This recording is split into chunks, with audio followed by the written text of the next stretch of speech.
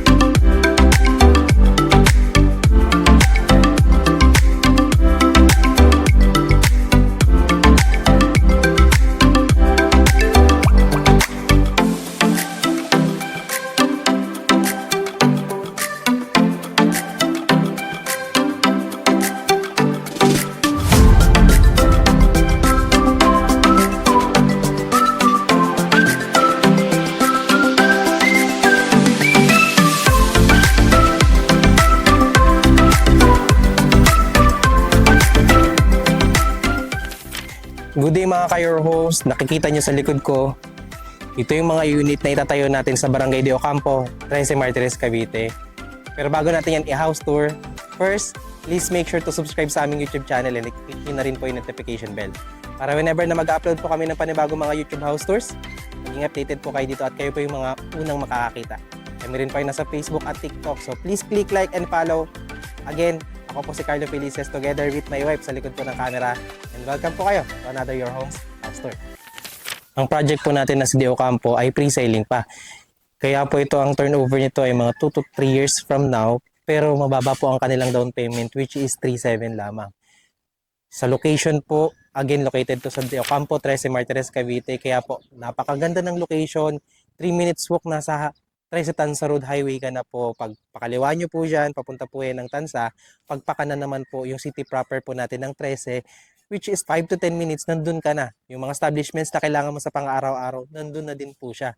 Schools, hospitals, mga palengke, at marami pang iba. So yun po yung kagandahan po ng project na ito dahil wala ka na pong mahanap na ganitong project na located sa Trece Martires, Cavite. At marami na po ang nakapag-reserve dito at nakapamili ng unit. Pero meron pa tayong mga unit. Kaya if ever interested ka, we can schedule po ng tripping para po makita nyo po to help you decide.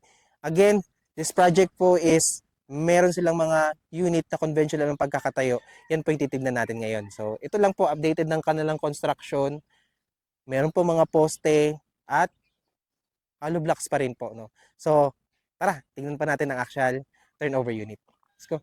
So tignan natin ang kanilang actual turnover unit. Ang model unit po natin dito ay meron pong lot area na 44 square meter at floor area na 58 square meter.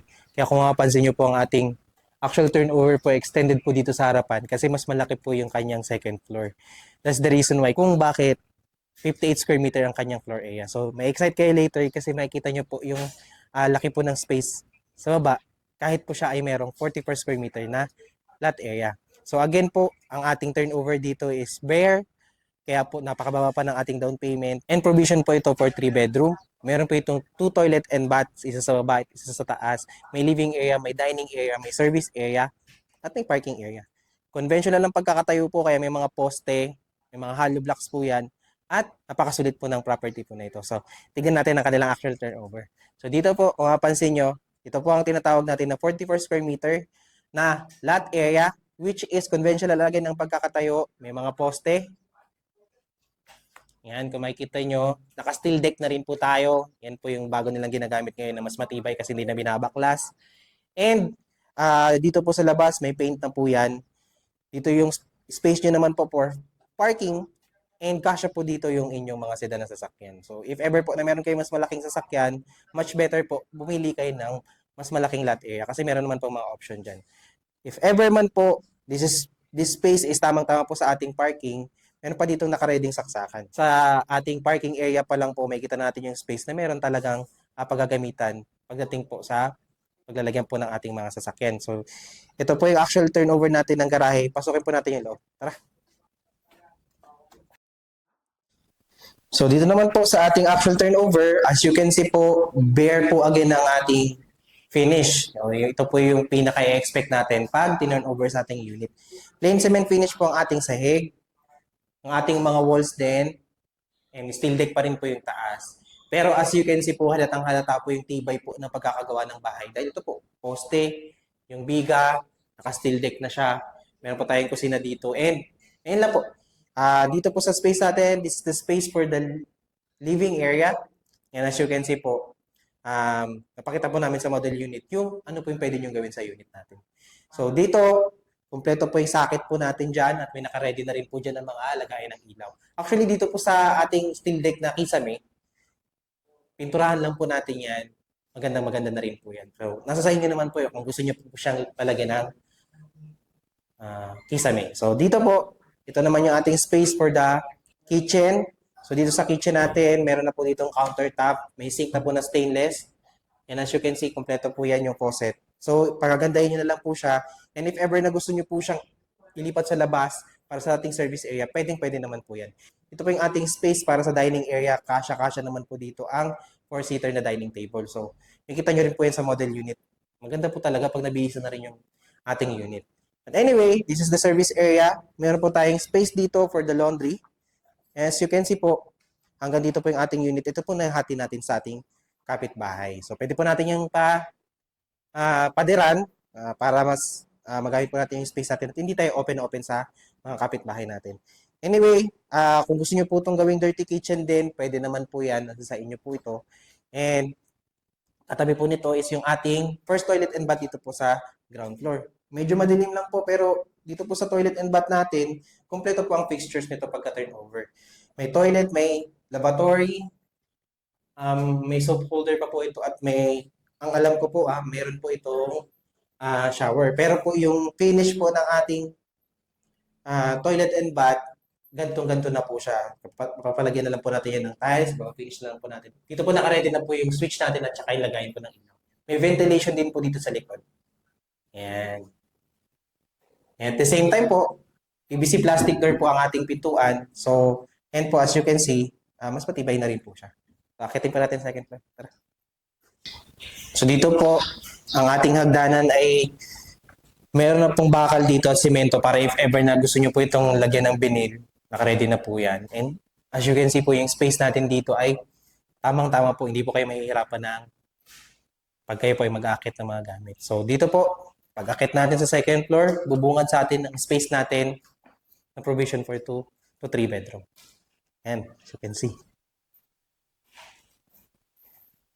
And dito po, mapapansin nyo, ilakay po ng space natin and yung mga poste at biga, kaya po talagang hindi tinipid at matibay po ang bahay. Ito na rin po yung turnover natin ng kisame. So, ganyan po yung expect natin. At the same time, laki talaga po ng space niya. Dito pa lang po, first bedroom. Pwede po dito yung second bedroom, pwede po dito yung third.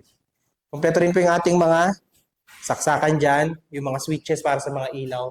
Naka-ready rin po yan. At meron din po tayo dito, katulad po ng binanggit ko kanina, yung second toilet and bath po natin. Ganun din po yung pagkaka-turnover katulad sa baba.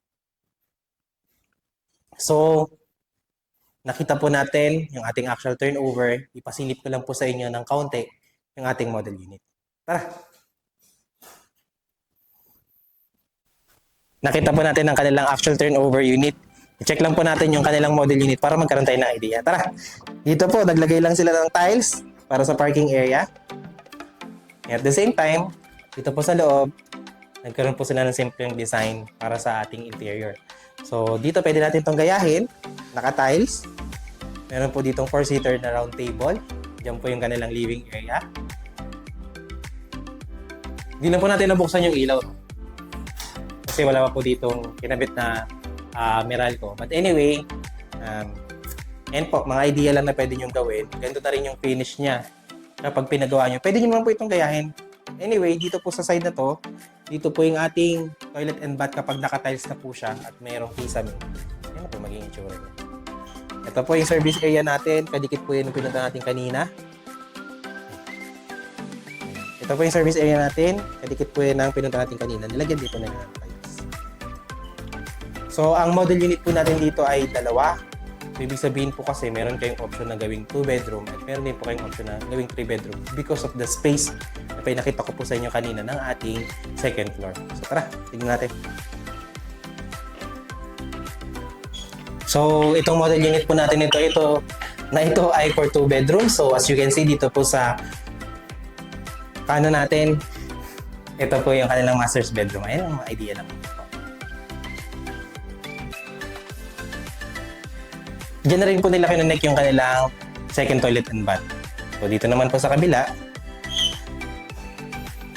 ito po yung ginawa nilang second bedroom na pwede po ang dalawang bata. So, idea lang naman po.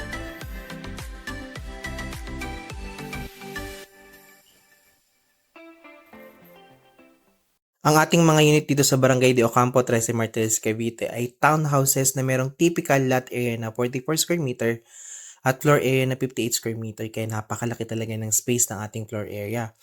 Ang total contract price po nito ay 2,412,000 at meron po itong loanable amount kay Pag-ibig na 2,318,000.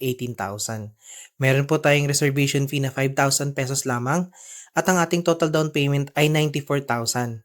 24 months to pay po ito, so magkakaroon tayo ng monthly down payment na 3,709 pesos. Ang ating magiging monthly amortization naman po dito kay Pag-ibig pag malapit na pang may turnover sa atin ng unit ay 14,462 pesos. Ang ating required income naman dito ay 41,319 pesos. So dito po kung hindi naman kayo pasok sa required income, pwede naman po ang co-borrower. Kahit po hindi ka mag-anak, as long as willing po silang mag-comply sa requirements na hihingin. So kung meron po kayong mga katanungan regarding po this project at gusto nyo po ng further information, kung gusto nyo rin po na magpa-tripping sa amin para makita nyo po ang project po na ito mismo, ang kanilang location, and at the same time ang kanilang model unit sa Tansa, you can contact us sa number po na makikita nyo sa screen. Kita-kits po tayo. Kaya kung ikaw ay naghahanap ng property na napakamura ng down payment, hindi ka nagmamadaling lumipat, bagay ito para sa'yo. At the same time, located pa ito sa 13 Martires, Cavite. Selling point nitong project na to, napakasulit ng pagkakakonstruct ng bahay, napakatibay, and at the same time, free selling pa siya. So, kung hindi kayo nagmamadali at wala pa po kayong budget na malaki sa mga project natin na mayroong mga malalaking down payment, bagay po ito sa inyo. Habang naguhulog lang kayo ng 3-7 monthly, makakapag-ipon pa po kayo. At the same time po, ang laki pa ng floor area ng project na to sa ating mga unit. Kaya napakasulit because ang dahil nyo pwedeng gawin, lalo po sa second floor po natin na provision for 3 bedroom. So, again, kung interested po kayo dito, you can contact us sa number po na makikita nyo sa screen. Kung di pa po kayo nakasubscribe sa aming YouTube channel, please like, share, and subscribe na rin po para maging updated kayo sa mga bago po namin i-feature na bahay na kagaya po ng project po na ito. Again, maraming pong salamat at magandang araw.